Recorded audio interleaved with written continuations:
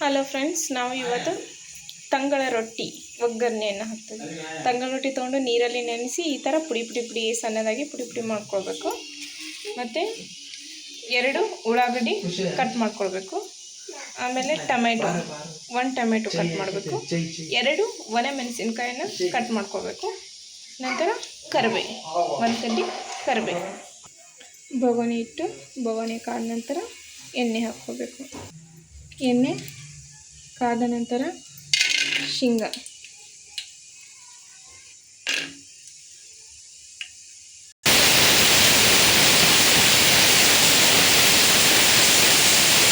Spoon 1 ರಿಂದ 2 spoon ಉದ್ದಿನಬೇಳೆ,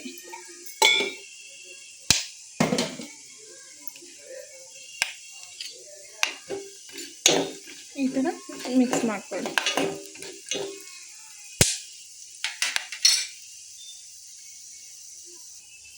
ನಂತರ ಕರಿಬೇವು ಹಾಕ್ಕೋಬೇಕು. ಒಣಮೆಣಸಿನ್ಕಾಯಿ ಕಟ್ ಮಾಡಿರುವಂಥ ಒಣಮೆಣಸಿನ್ಕಾಯಿ,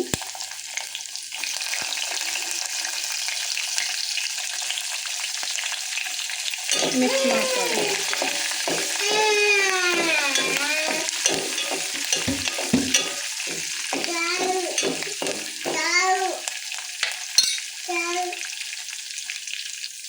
ಈ ಥರ ಕೆಂಪಗಾದ್ಮೇಲೆ ಉಳ್ಳಾಗಡ್ಡಿ ಮತ್ತು ಟೊಮೆಟೊ ಕಟ್ ಮಾಡಿರೋಂಥ ಹಾಕ್ಕೋಬೇಕು.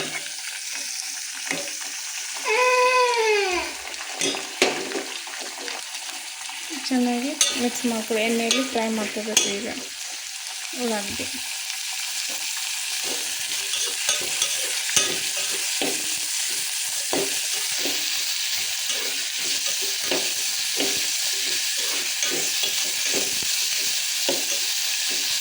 ಸ್ವಲ್ಪ ಉಳ್ಳಾಗಡ್ಡಿ ಎಣ್ಣೆಯಲ್ಲಿ ಬೇಯಬೇಕು.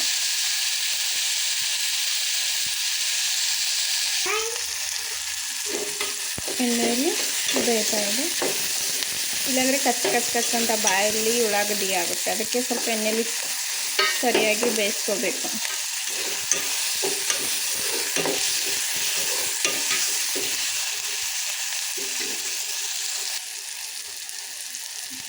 ಎಣ್ಣೆಯಲ್ಲಿ ಬೇಯಿಸಿದೆ. ರುಚಿಗೆ ತಕ್ಕಷ್ಟು ಉಪ್ಪು,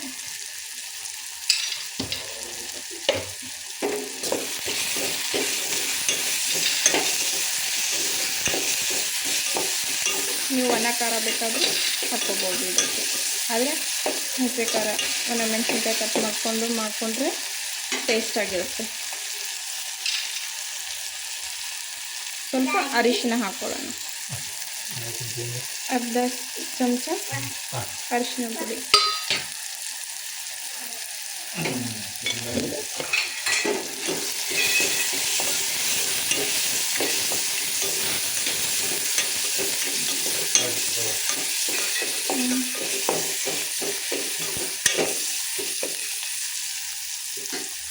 ಒಂದು ಸ್ವಲ್ಪ ನೀರು.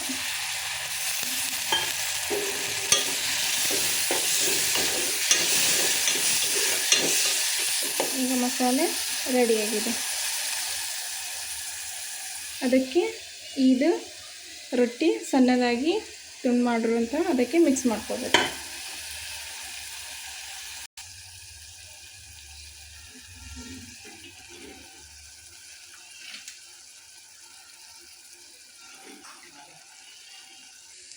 ಈ ಥರ ಮಿಕ್ಸ್ ಮಾಡ್ಕೋಬೇಕು.